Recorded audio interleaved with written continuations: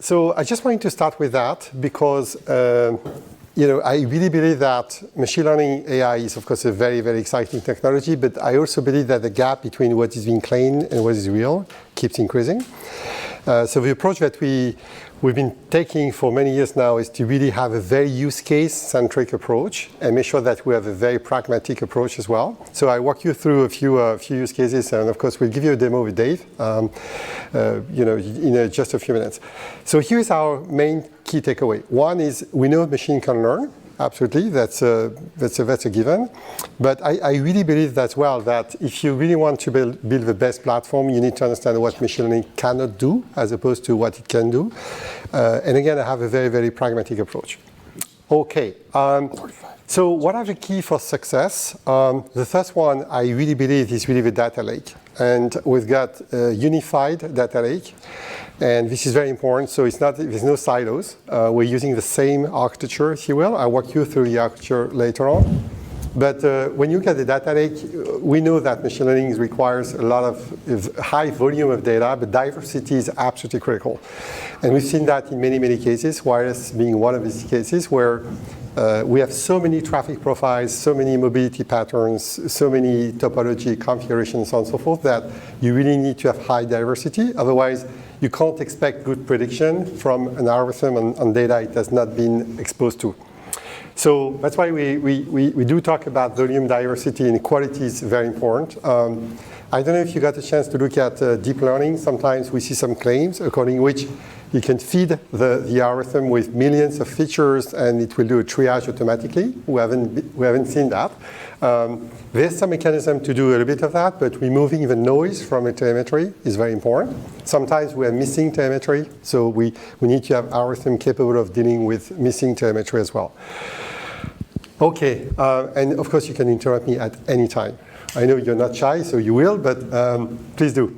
The second point for me, which is also extremely critical, is it is all about combining networking expertise with algorithm. And sometimes I've got questions such as, look, this algorithm has been implemented. You go on some platform, they are already there. So why is it so difficult? Because if you don't know where is the signal in the data, and you don't know even how to tune the algorithm. In our cases, we've been using off-the-shelf algorithms. Sometimes we develop our own algorithm as well. But without understanding the use case, there's no way you can succeed. And so we do spend a lot of time on the pain point in the network. We do spend a lot of time at finding signals in the data as well. And even determining the success metrics is not always so easy to do.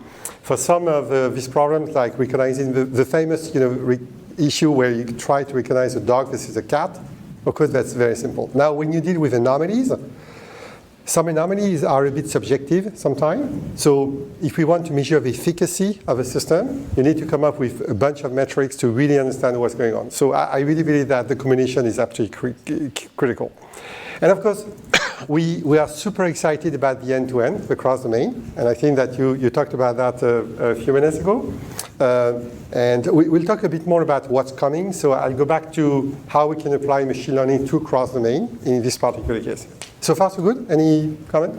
So in the second bullet, you have volume is key, diversity is quality of the data is a must.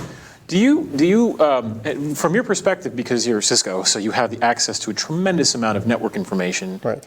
Do you use that and leverage that? How would an end customer be able to do that as far as like network data from their 300 switches at their hospital and the traffic that's flowing?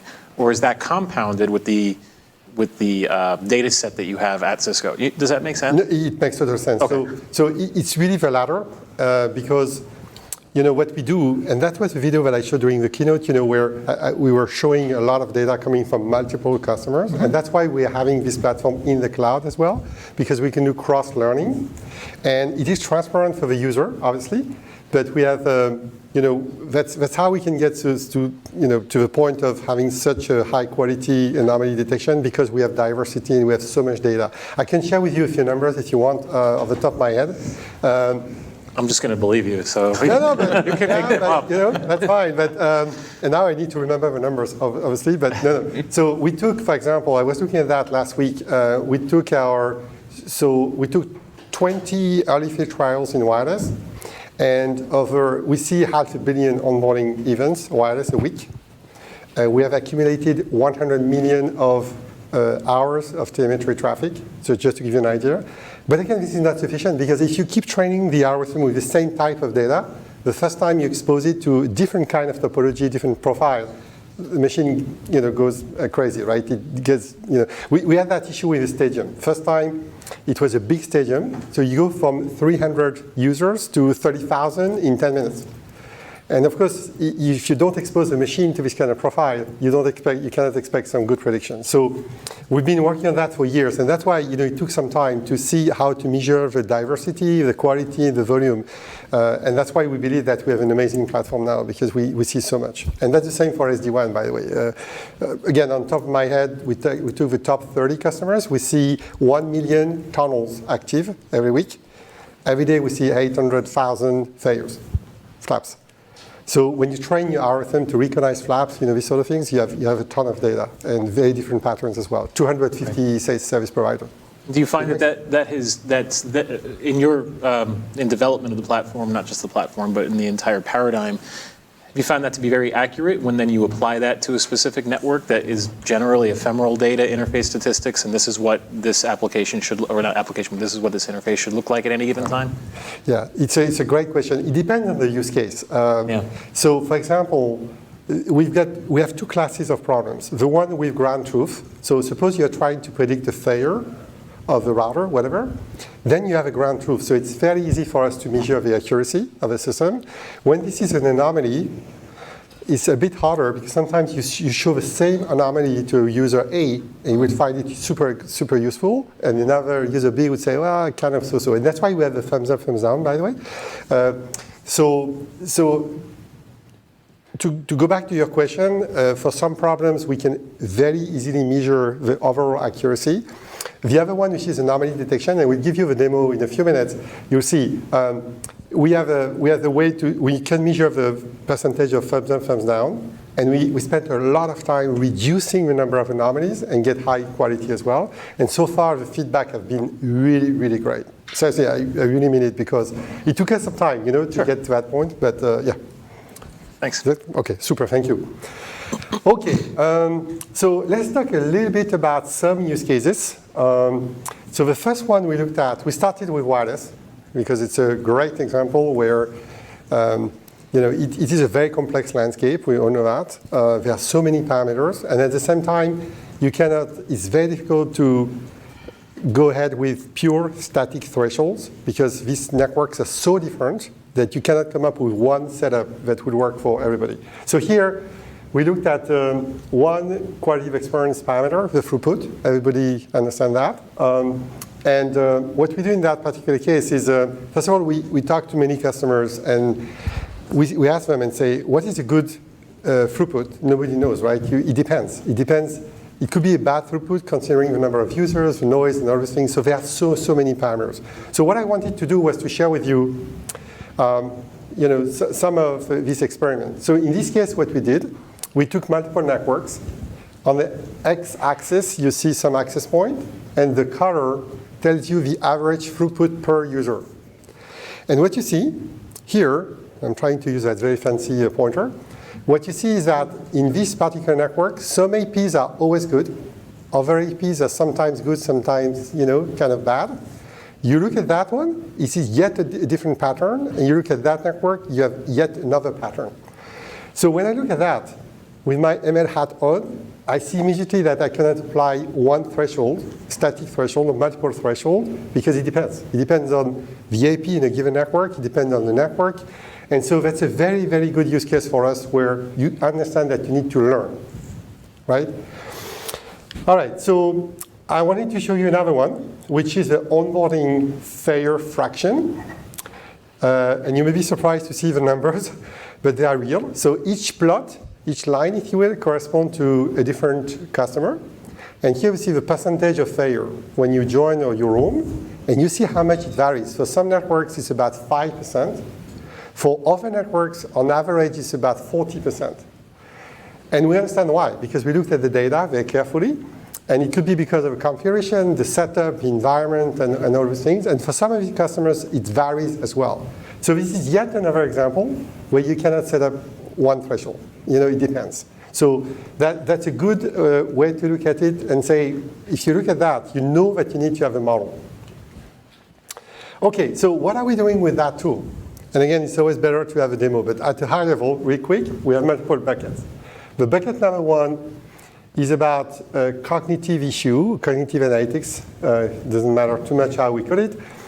So what we do here, we do build a model. So if I go back to my previous example, we try to look at hundreds of parameters, and it's truly that number. And we predict what should be the wireless throughput, considering, again, the number of devices that you have, a type of application, everything, end to end, at the same, by the way. And then we have this sort of green band. I'm sure you guys have seen the green band a few times. And we can detect, we can see when you are outside of a prediction, and then you have an anomaly. So this is what we mean by that. Anomaly detection, to me, is a fascinating field because, again, we've been working on that for many years. And it's surprising to me that everybody wants to start with that because it's easy to explain. You say, I'm going to learn the baseline, and this is outside the baseline, but outside by how much? So there are a lot of subtle issues, but at the same time, this is what we started with because there's a lot of value. So, what I keep saying is raising anomaly is super easy. Finding the root cause is yet another one.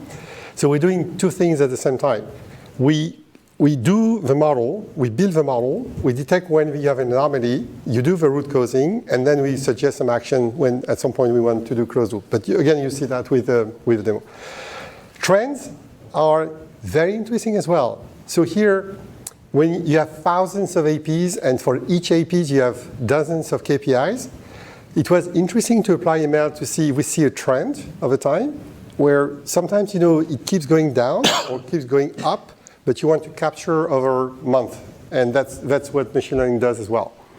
And the last one is about comparative analytics. Many customers said, well, you tell me my RSSI is bad, or the noise is very high, but how do I compare to peers, right? So how can I compare my networks to comparable networks?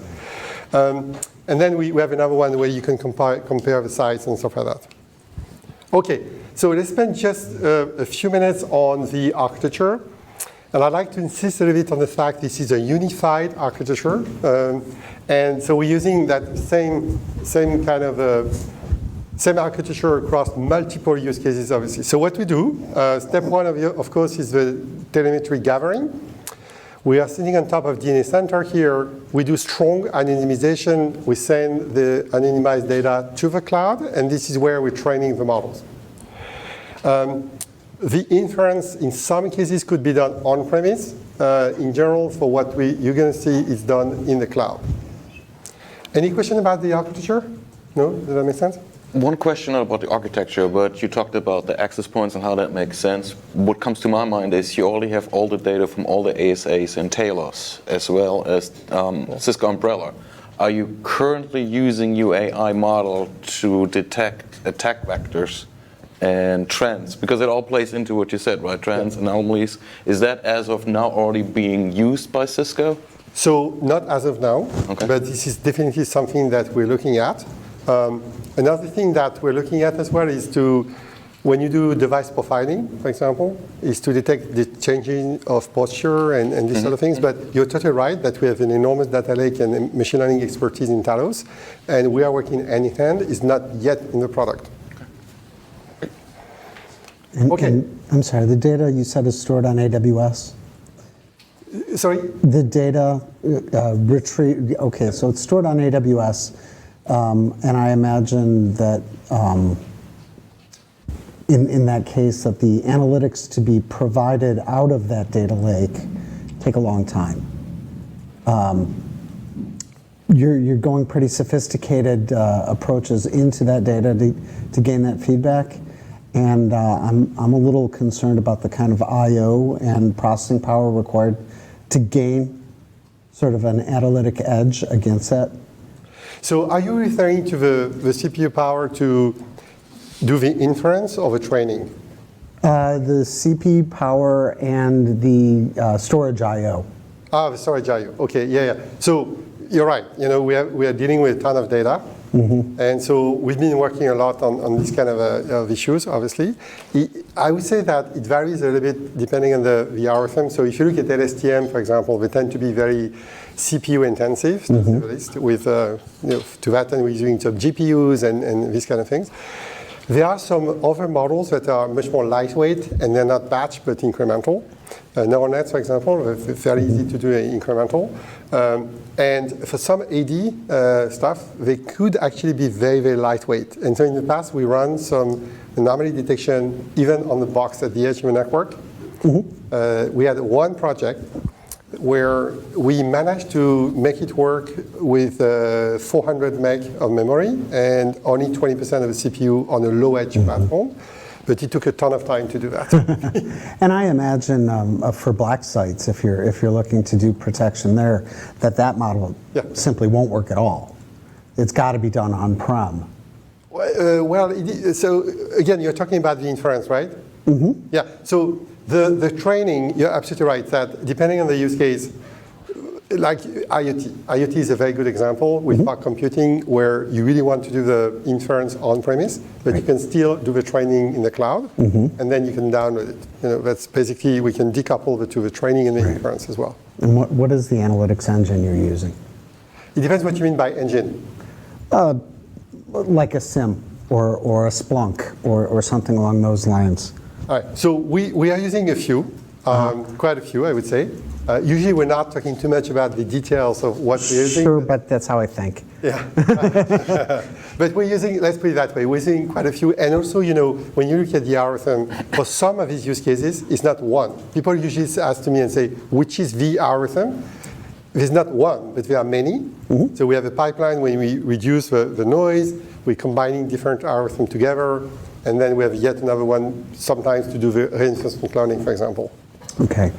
Okay, so I just wanted to spend a few minutes on that because it's also our experience over the years. The number of anomalies we need to be careful about that because if you start bombarding the user with issues, at some point you don't pay attention, obviously we all know that.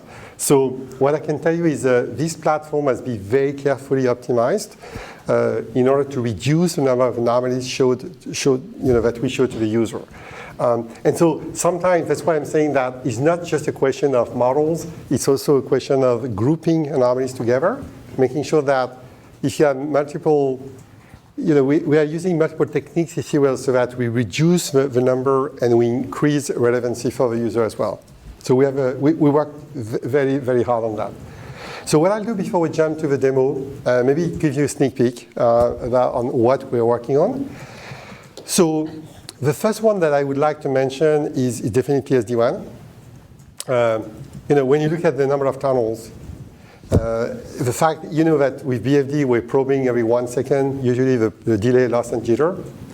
And the largest deployment we have is about 500,000 tunnels. You look at 500,000 tunnels, 3 data points every second. How do you want to look at that data? So for me, it's an ideal use case when you want, for example, to look at the performance, maybe compare internet with MPLS performance, and look at trends and all these things. And we've got some amazing results, really. So that something very easy to use that tells you exactly what's going on, and when you can potentially use internet as opposed to MPLS or this kind of thing. So that's one of them that comes to mind. We are looking at the seasonal SLA violation detection with ML. We're even working on what we call predictive routing that may allow us to predict the failure of a tunnel before it happens. And are you talking about comparing multiple organizations against each other, isolating an attack vector from a particular use case, or seeing how it trends across the entire?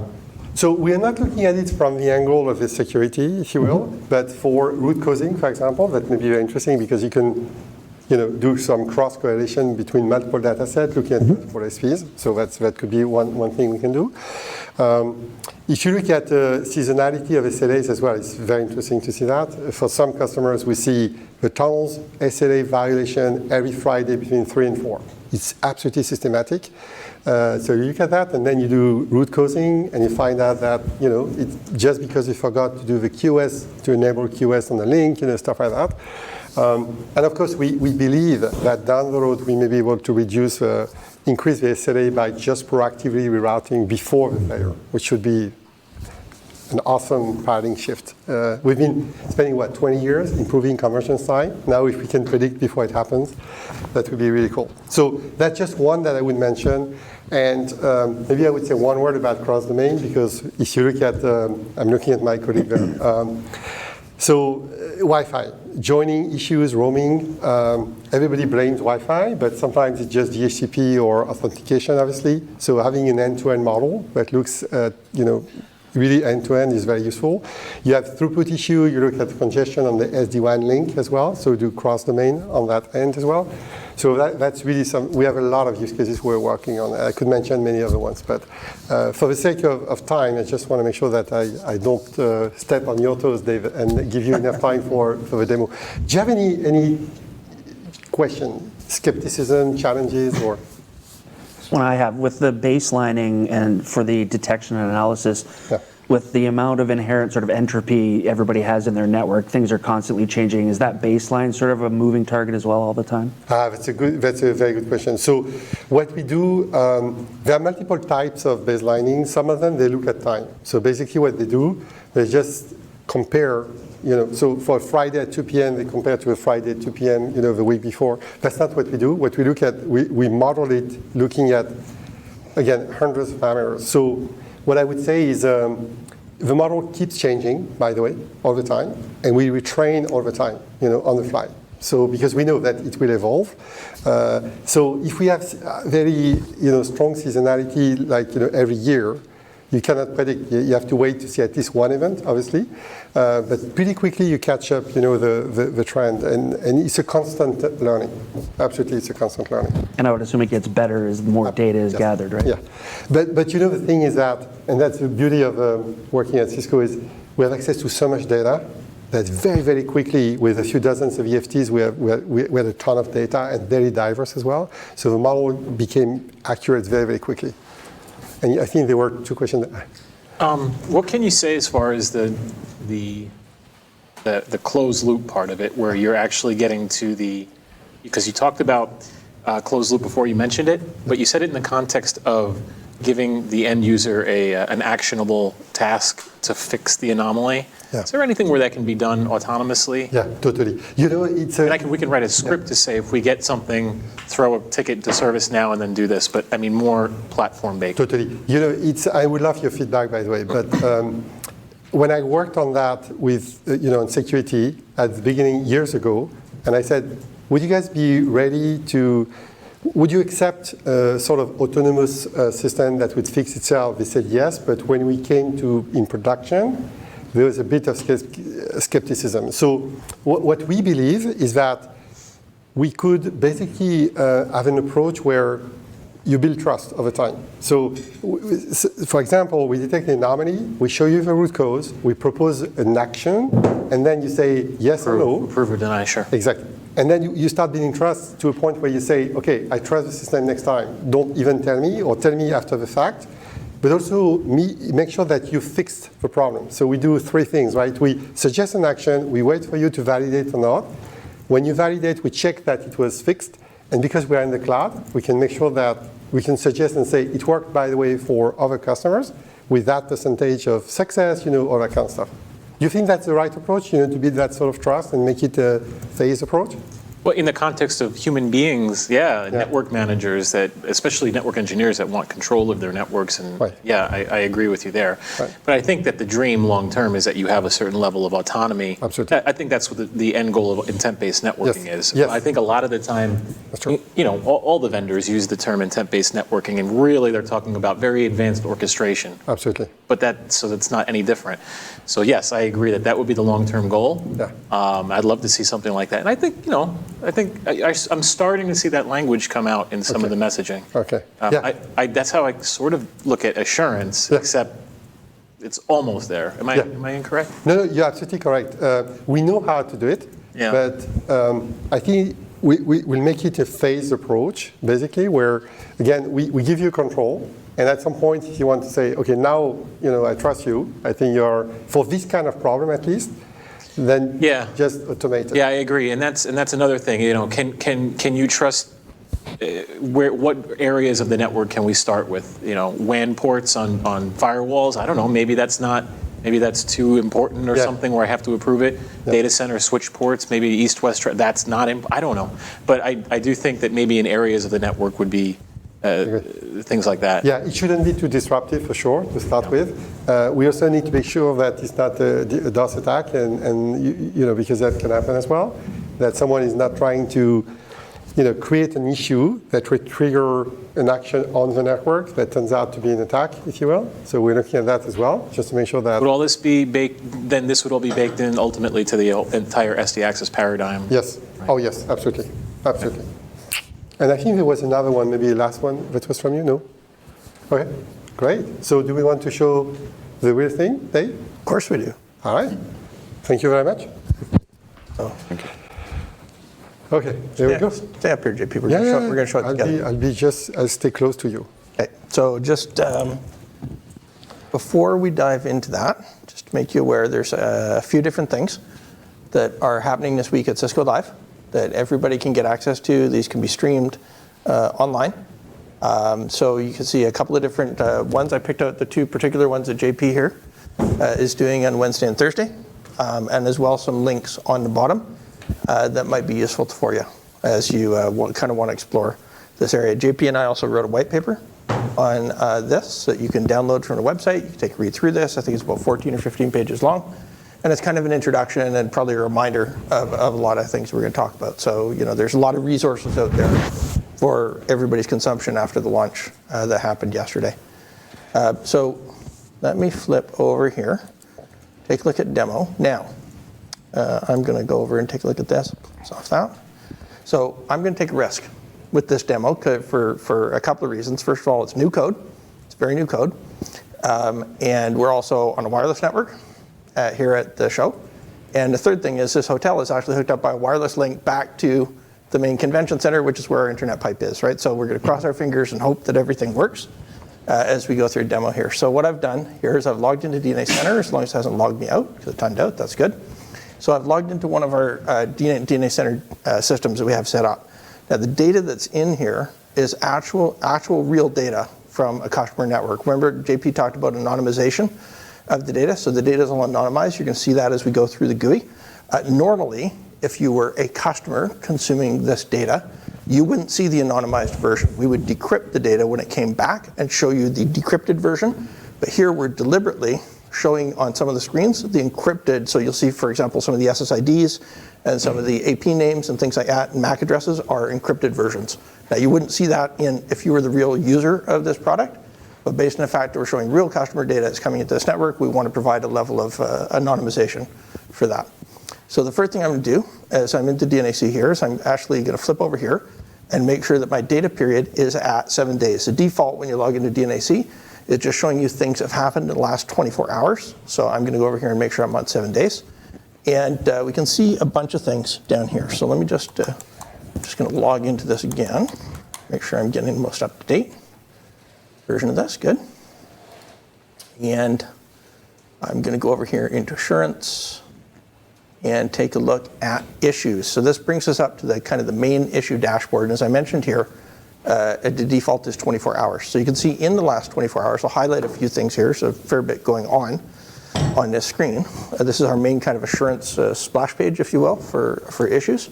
If you take a look up here, you can see that I've got a total in the last 24 hours of 230 P3 issues that have happened in this network. And if I widen the time frame out here to 7 days, which would give us kind of a broader view of this, now I'm up to 1,100 issues that have happened, P3 issues, and 15 P1 issues that have happened in the last week in this system.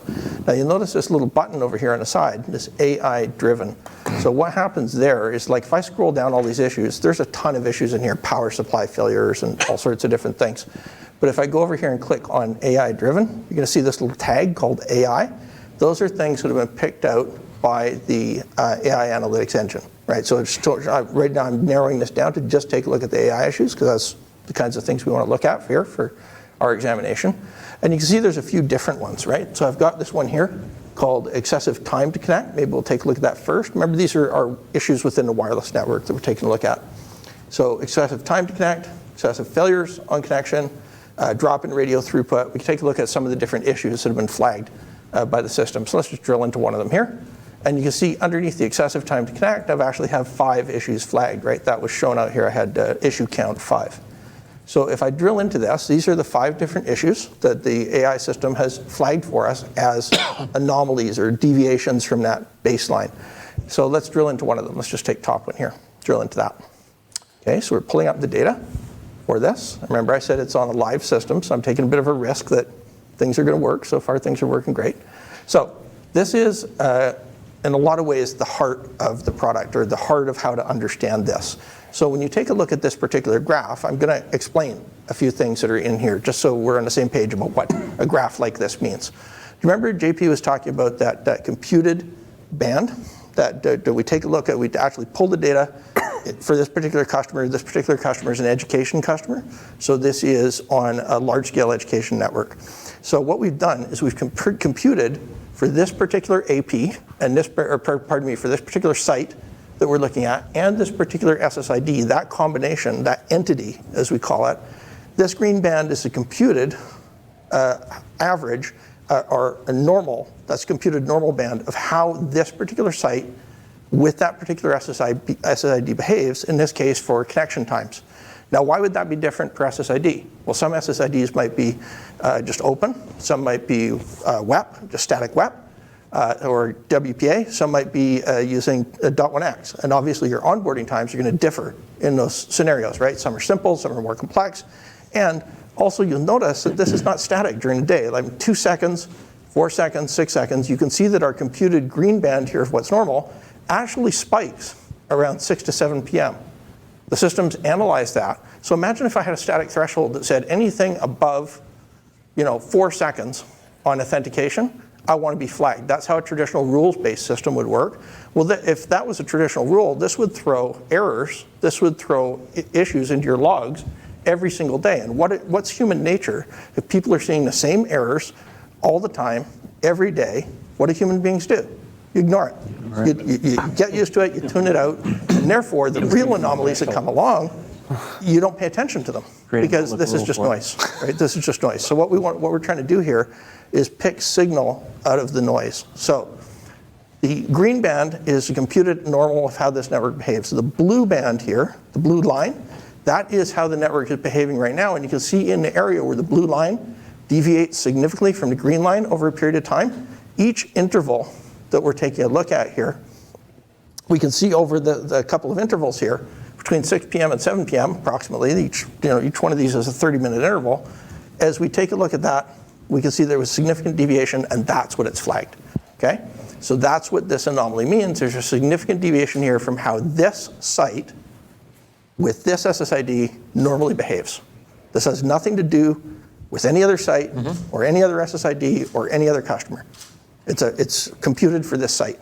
Yeah, does that make sense? Ultimately, there are a lot of metrics that you can look at, right? So you can say, okay, exactly. And that was, what's that? We'll show you a lot of those. Okay, all right, fair enough. I'll just so you know where I was headed with that then, and then you can answer later if you like. But we can't look at just like jitter, right? Sometimes there's an example they used before. Right. So you look at like 12 different metrics, and then you know, oh, you know what, this is actually okay. Yes. And it's technically not anomalous because, and that's where we're headed. Yeah. So for example, this particular anomaly here has to do with connection time, and connection time has a lot to do with user experience in a wireless network. I try to connect. I'm sitting there spinning on my SSID, and maybe I don't connect, or maybe it takes a long time to connect. It has everything to do with my experience of getting onboarding into that network, right? So similar metrics could apply on the WAN, in a WAN environment, or lots of different environments that we could potentially go after in future.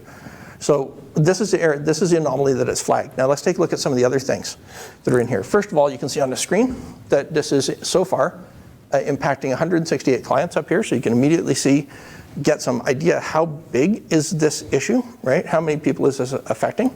And then we might want to drill down here and take a look at impact. So if I go over here to impact, I can actually see, if I scroll down on this, I can see all of the clients, because right now I'm taking a look at my clients here. I can see all of the clients that are actually affected. Now remember I said this data is encrypted? What we do effectively is we take the data from the network, we anonymize it, which means we encrypt it with AES-256. We send the AES-256 objects out to the cloud. That's where we actually compute and do the machine learning on those. Machine learning is done entirely with anonymized data, right? We don't need to see the actual SSID name or the actual AP name in order to see that baseline or compute that anomaly, right? So here we've chosen, in this case deliberately, not to decrypt that when it comes back, so we can kind of prove that A, the data is anonymized, but if this was your network, you would have the decryption key is stored locally inside DNAC, so that encryption key is never sent out to the cloud. In other words, we can't decrypt it. When it's in the cloud, encrypted data would normally come back, get decrypted and shown. Does that make sense? Cool. So if we take a look at it here, we can see the connected clients, the impacted APs. We can see here number of failed onboardings per APs. We show you the top 10 APs out of this. There could be more than 10 APs affected. We show you the top 10 in the UI. Now the most important part of this is, okay, I've got this anomaly that I can see here.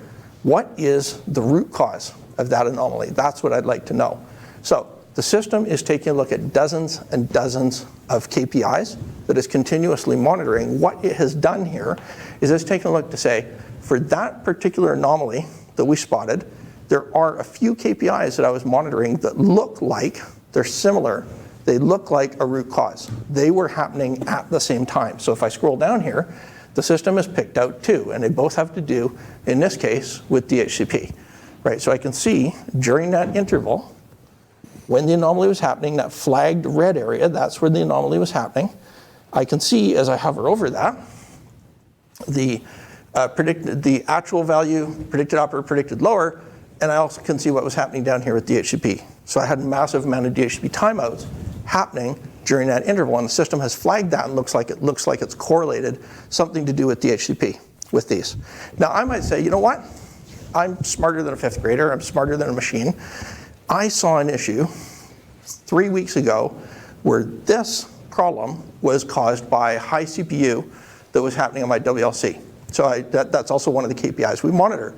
And so I might say, you know what, the machine's picked that out, but I want to take a look at high CPU on this. So I can go up to the top here, and I can say, add KPI. These are all the different KPIs that we monitor. So I'll scroll down here until I get to WLC CPU usage, and I'll say, you know what, I want to see that KPI too for comparison, and there it is.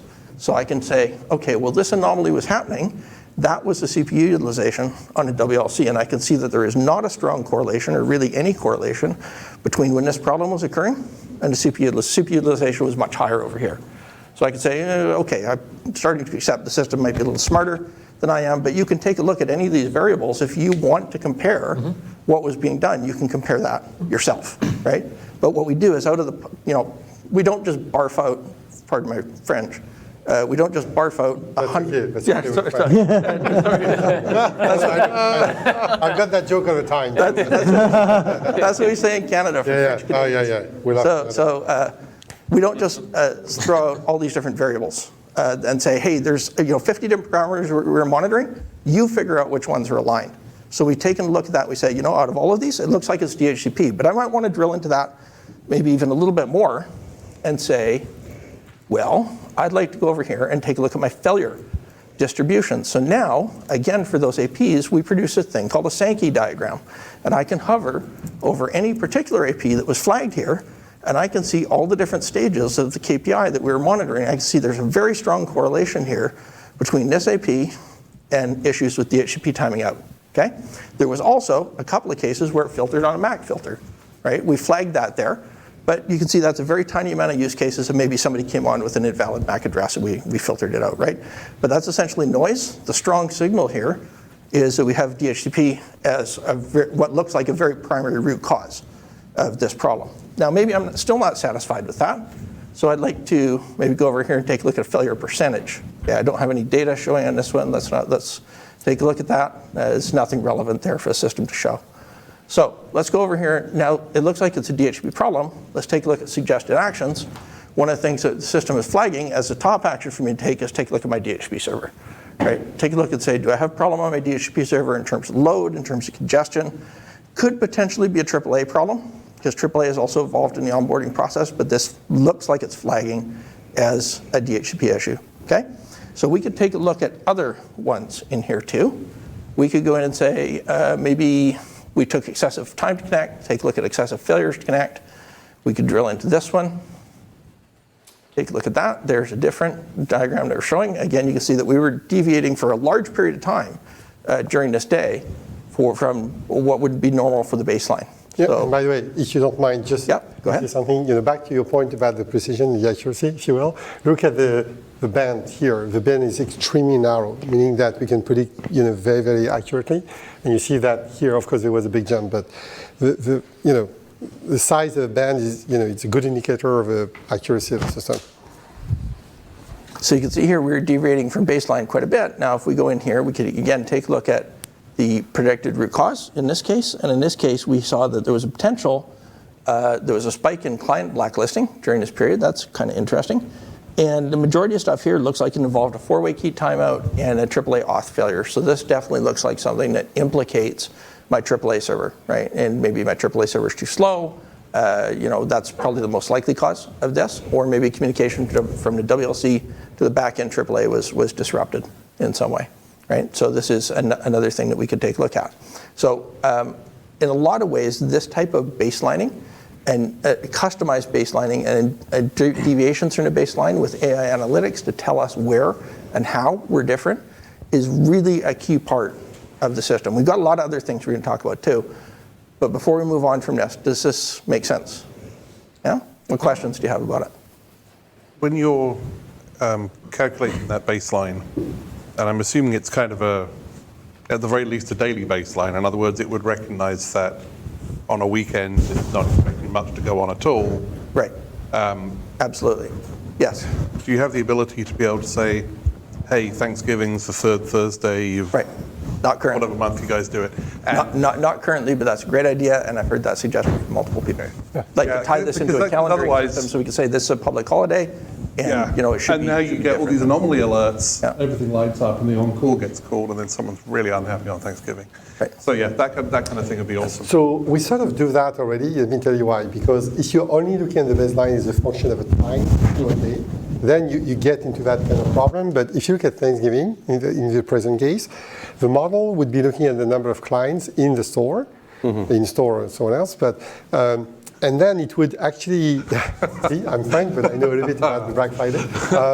But you would see a ton of people coming in, and actually the model would say, we're not looking at the fact that it is on a Friday or Saturday in this present case, but we would say that we would see thousands of people. And so that could explain, in this case, an issue with the throughput, and the model would take that into account as well. That's a great answer, because I was thinking the same thing about, I operate a large venue, an arena. So it doesn't matter if it's a Monday or a Saturday, we could have 18,000 people in the building or Exactly. 200. Right. And does it care what day of the week it is, or is it No. recognizing that there's just a large influx of Exactly. clients and adjust the baseline for that? Yes. That's great to Yes. know. Very cool. Yeah. Cool. So this, like I say, in a lot of ways, this is kind of a major part of the product, and this provides a lot of value. I mean, if you think about this, how would you get these kind of insights if you didn't have this kind of tool? There's just so much data that's behind a graph like this that it's virtually impossible for humans to take a look at that data and make much sense of it. So another thing we could take a look at, because remember those 3 buckets that JP put up in the slide? We were talking first about doing kind of the issue analysis, which is just what we looked at. We can take a look at a few other things too. So maybe we'll flip over here and take a look at network insights. Now this really is about longer term trending in the network, if you will.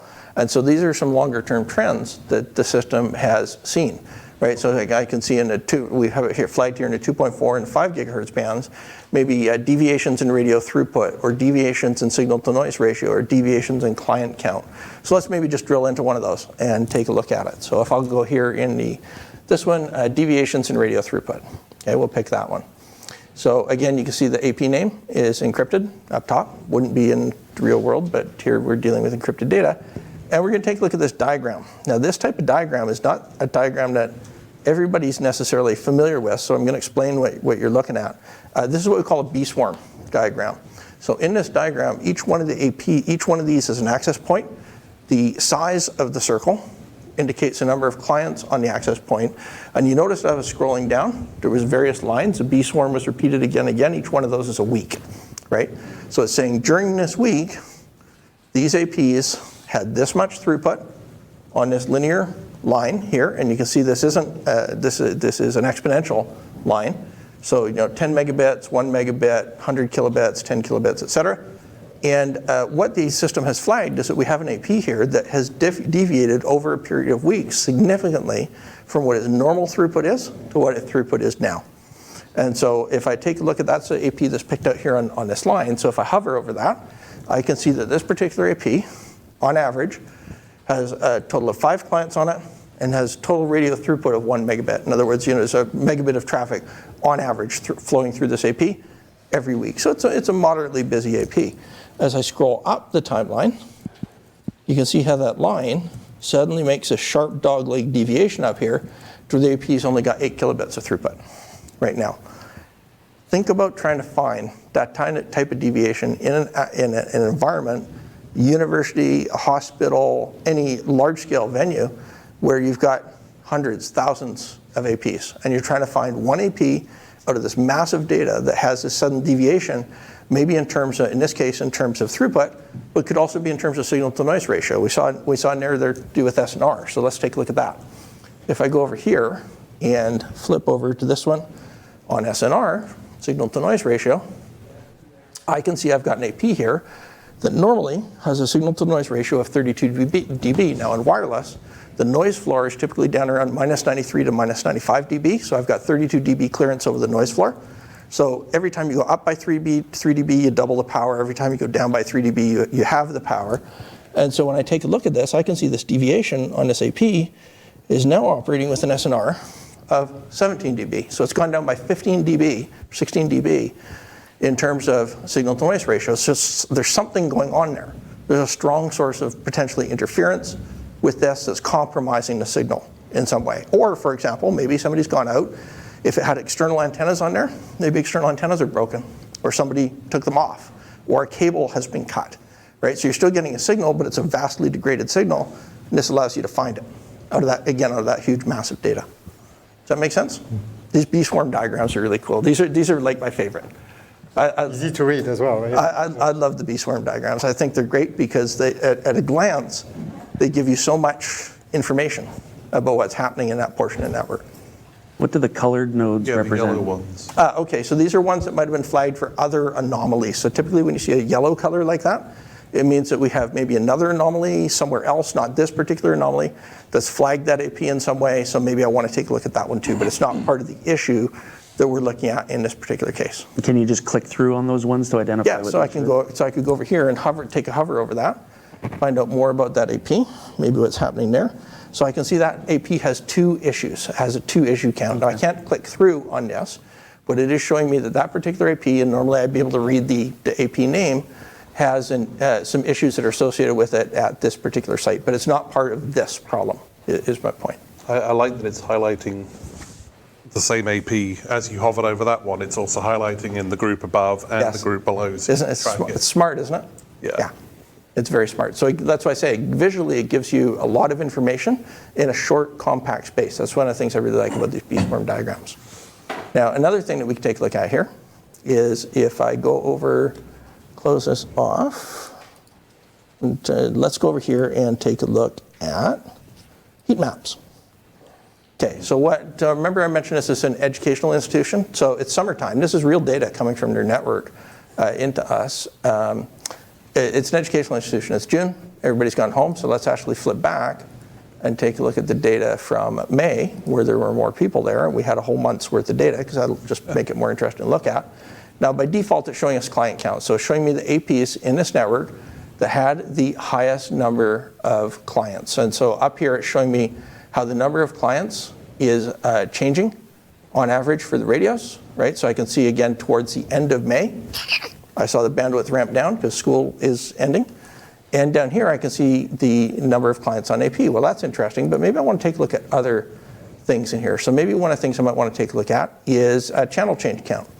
So if I've got APs that are changing channels all the time based on, everybody's familiar with radio resource management, RRM, where we dynamically do the channel and power assignment. If I've got APs that are constantly changing channels and changing power, especially in this case changing channels, that's an issue that I might want to take a look at, because why is the AP changing channels so much? My channel plan isn't stable, and I might want to take a look at why that's happening. So this allows me to pick out the ones here that have changed channels the most over this period of time. And again, you could literally take a look at every AP in the system if you wanted. I've got just over 3,000 APs that are available here. Or maybe, for example, we'll go over and take a look at average RSSI, right? The average received signal strength indication.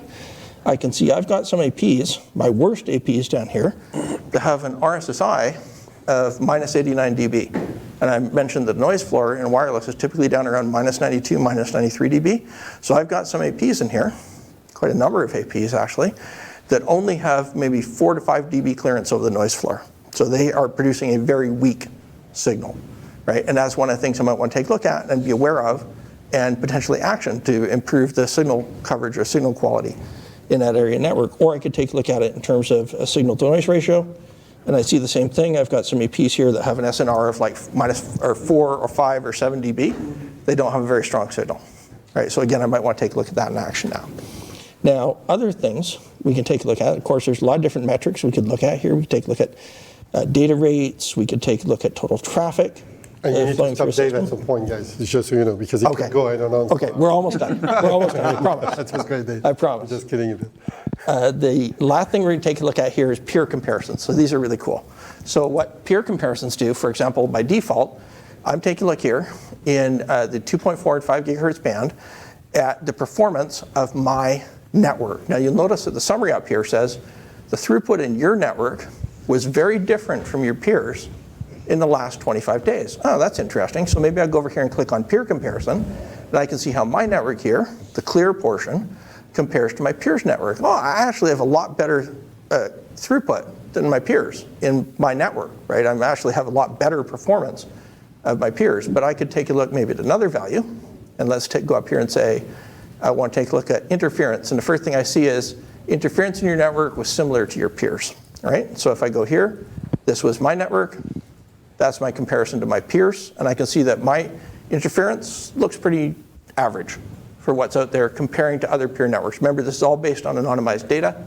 There's no data leakage between customers, but I can see the difference between them, yeah? In terms of peers, is there any categorization to that, or are you just kind of lumped in with everybody's? Not currently. Currently, we compare to everybody that's in the system. Longer term, JP, do you want to talk about what we're doing on peers? Definitely. So what we're going to do, because I know that some vendors, what they do, they compare per vertical. But to be honest, we don't think this is the best thing to do, because you cannot compare a university with another university. We see so many patterns that are completely different. So what we do, we look at a whole bunch of parameters, like the profile, the traffic, the density, and you name it. And then we group by degree of similarity using machine learning so that we can compare you to similar networks. Does that make sense? Yeah. Okay, cool. Yep. Is there any tie-in at all, any connectivity with what you're doing with DNA Space's location and presence and analytics and all that? DNA Space is kind of separate from the analytics that we're doing here. Yeah. It's a separate data lake. It would make sense, I think, in some use cases to potentially take a look at the DNA Space's data that could give us information about roaming analytics and stuff like that. Do you want to talk about that, JP? Yeah, right. So we have an API to DNA Spaces, and so we're going to be using it for other machine learning use cases because it is on DNA, so the API is there. So for example, if you're trying to recognize the type of device, you look at the mobility path and mobility patterns, and we're using that as a parameter to characterize the network. So that's something that is coming very soon. Yeah. Okay.